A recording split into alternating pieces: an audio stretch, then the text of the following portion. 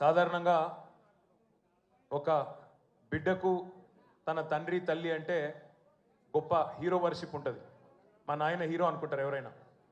కానీ కేసీఆర్ గారి కడుపున పుట్టిన బిడ్డగా నిజంగా నా పూర్వజన్మ సుకృతం, నా అదృష్టం. ఎందుకంటే మా నాన్న నా ఒక్కడికే హీరో కాదు. మా నాన్న మొత్తం తెలంగాణ జాతికి హీరో, 4 కోట్ల తెలంగాణ ప్రజలకు హీరో. తెలంగాణకు విముక్తి కల్పించిన ఒక మహానుభావుడు, ఒక కారణ జన్ముడు కడుపున నేను పుట్టడం నా అదృష్టంగా భావిస్తూ ఉన్నాను. నిజంగా అప్పుడప్పుడు ఇప్పుడే పెద్దలు చెప్తా ఉంటే కొన్ని సినిమా రీల్ లాగా మనసులో తిరుగుతూ ఉండే. వారు చెప్తున్న కొన్ని మాటలు, కేసీఆర్ గారు ఉద్యమానికి నడుం బిగించినాడు. ఎన్ని ప్రతికూల పరిస్థితులు, ఎన్ని ఇబ్బందికరమైన పరిస్థితులు ఇప్పుడే పెద్దలు మస్సున్నాచారి గారు చెప్పినారు. మీడియా పవర్ లేదు, మనీ పవర్ లేదు, మజిల్ పవర్ లేదు, కుల బలం లేదు, ఉన్నదల్లా ఒక్కటే గుండె బలం, జనబలం.